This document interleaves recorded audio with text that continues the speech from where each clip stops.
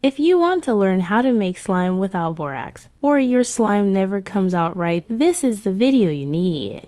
I'm going to give you the secret to perfect slime that other videos won't tell you. Here in Slime School, I won't gatekeep anything. Start by adding 4 to 6 oz of white glue into a container.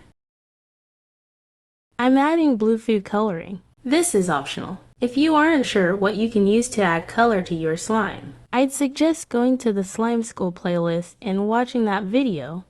Next, pour in 1/4 cup of water.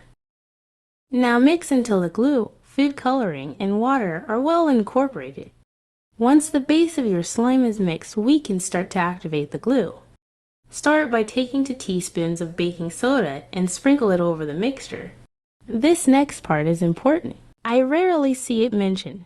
This is what will fully activate your mixture and begin turning it into slime. Take 2 to 3 tablespoons of contact solution, starting with 2 tablespoons, and pour it in. The contact solution must contain these 2 ingredients: boric acid and sodium borate. Your slime will not work if your contact solution doesn't contain those 2 things. This next part is also equally as important. Start mixing everything together. You'll see the mixture start to turn into slime. You'll need to mix with your hands for a minute or 2. The heat from your hands will help activate the slime. Do not add more contact solution until you've mixed with your hands to determine if it really needs it or not. If your slime is still too sticky after mixing with your hands, you can add more contact solution and baking soda in very small amounts.